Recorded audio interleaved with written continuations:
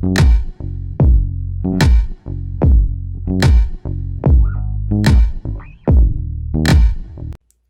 everyone and welcome to the first ever PGN Weekly Update. My name is Kyle with Pixel Gaming Network and I am here to bring you all the news, updates, and thoughts around the gaming industry for this week. So, last week I had recorded a weekly update for you guys and I had some technical glitches that resulted in me losing nearly 10 hours worth of editing material. Oh, it hurt my heart. But we are back this week with content and more. So I hope you enjoy, I hope you find something that you like, and don't forget to like, subscribe, comment on the video, show us that support, we appreciate it, as we jump into our big story of the week, which is EA and EA Play. They're going to be running their own event on July 22nd, we're going to detail that right now for you.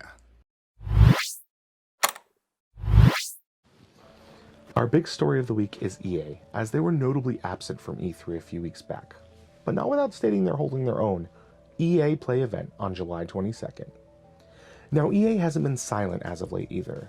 They've recently been showing off trailers for the upcoming Battlefield 2042, and actual gameplay footage was shown at Xbox's E3 showcase.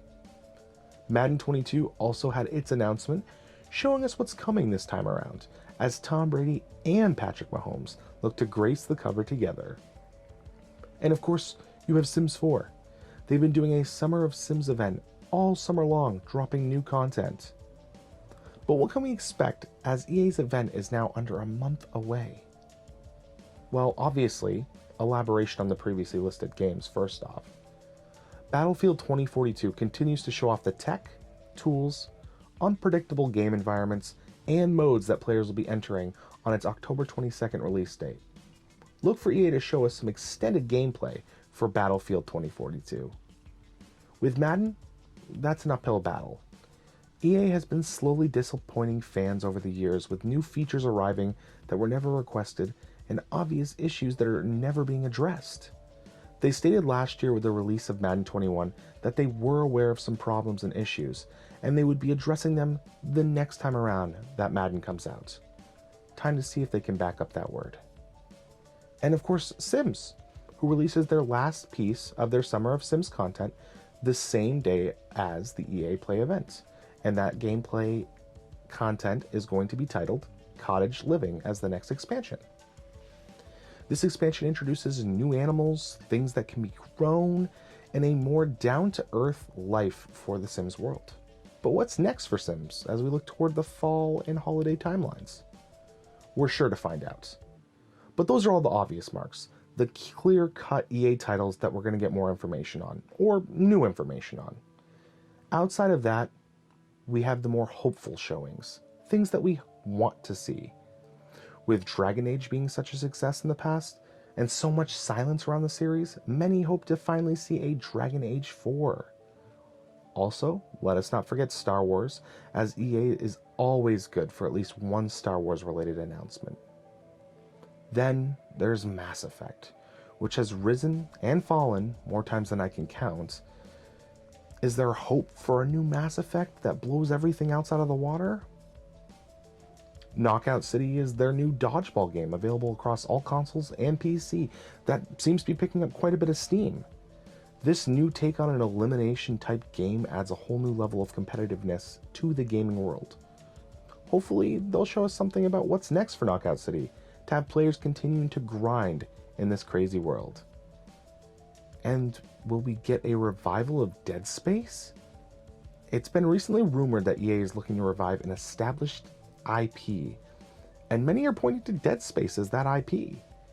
Either way, EA is set to hit the stage by storm when they have all eyes on them with their July 22nd EA Play event, and we certainly can't wait.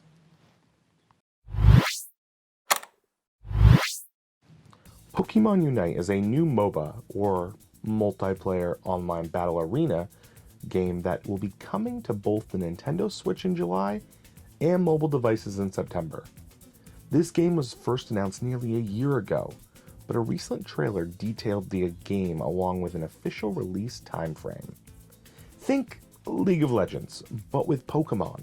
You choose your Pokemon, begin the match at level 1, and you earn experience to level up and unlock new moves by defeating wild Pokemon or a member of the opposing team. Instead of towers to destroy, there are actual plates and mechanics to battle for a given plate and cash in points with the captured Pokemon that you've defeated. The mechanics look clean, fun, and you know this game has the potential for endless expansion with Pokemon set to be added to the roster as time goes on. With this much excitement, it makes you wish Nintendo was going to introduce this game on the PC as well. Sony was also absent from E3 this year, though this is not their first time skipping E3. Sony opted out of E3 in 2019, and they also withdrew from 2020 E3 prior to it being cancelled due to the ongoing pandemic. That all being said, what is their plan for hyping up their side of the console wars? I mean, Xbox came out swinging at E3 this year after what many could argue was a poor console launch compared to that of the PS5 for them. Though those numbers are hard to measure with the number of scalpers that to this day continue to scoop up sales. But as we were saying, Xbox needed a bounce back moment, and that was E3, as they announced over 30 titles and updates along with Starfield's exclusivity announcement.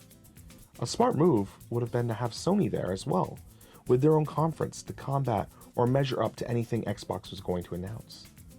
2019 did work for them when they didn't come to E3 in some regard. They instead opted to release periodic updates on games via state of play videos and attend smaller conferences. But this year, after a pandemic, with the new consoles being released less than a year ago, it may have been a safe option to hold a conference and attend E3, especially when there was no travel required. Everything was done virtually this year. It'll be interesting to see what is next for PlayStation and Sony. With games like Horizon Forbidden West in the pipeline, God of War 2 Ragnarok, and Ratchet & Clank Rift Apart, there's plenty to get excited for. But fans want to see more. Our guess here at PGN is the summer will not come and go without there being some sort of state of play event from Sony, hopefully highlighting what will be coming to PlayStation this year and beyond.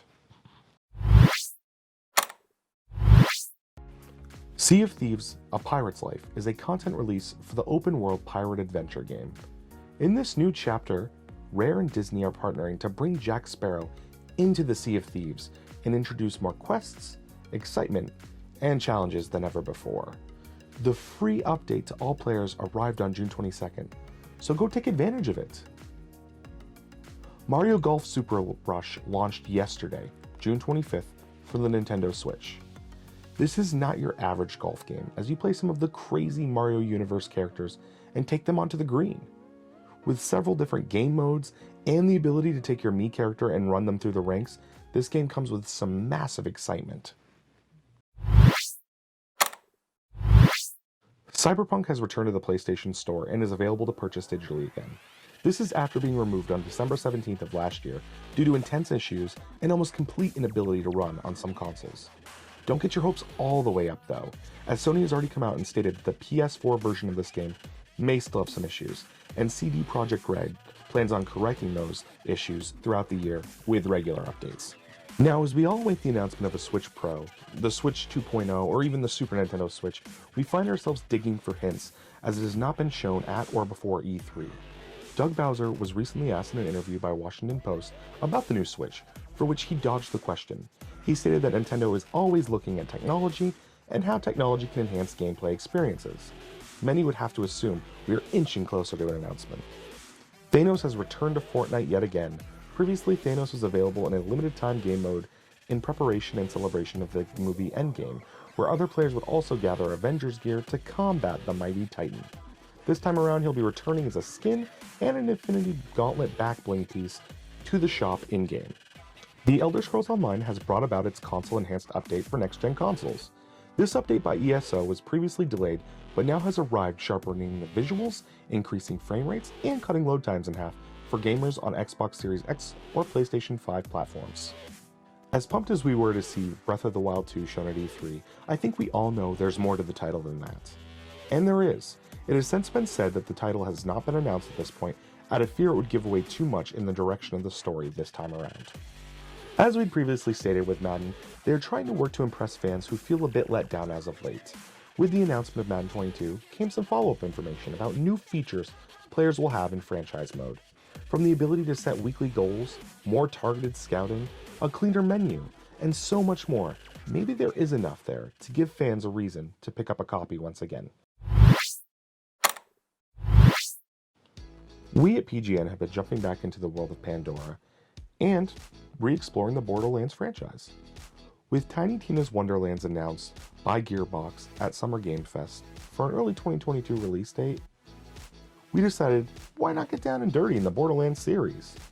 And yes, we were told that you don't have to be a Borderlands fan or even had played Borderlands to enjoy their new IP, but it still left us wanting to re-enter the greatness that Gearbox has given us in the past, with the original Borderlands, the pre-sequel, Borderlands 2, and of course, Borderlands 3. So if you feel like living on the wild side, we highly suggest Borderlands, especially if you too are excited for the incoming Tiny Tina's Wonderlands. And that's it for our first weekly update, everybody. Thank you for tuning in. Thank you for watching. I hope you found something useful in today's video. And as always, thank you for the support as we look to bring you these weekly updates on a weekly basis. That all being said, of course, we are here for the subscribes, the likes, the comments, and anything we can use to build up our community and continue to grow. So, as always, as I've said, the support is very much appreciated. As far as what's to come, stay tuned. Next week, we're going to have our first PGN game review coming to our YouTube channel. And of course, we have Fastcasts that are available intermittently whenever we decide to post them. Stay tuned to our socials. We'll update you through there, and you can always listen to our thoughts and our opinions. Going forward, we're going to have some guests, possibly, people that we talk to and get their opinions. But as for now, thank you for joining us, and take care. Be safe, everybody.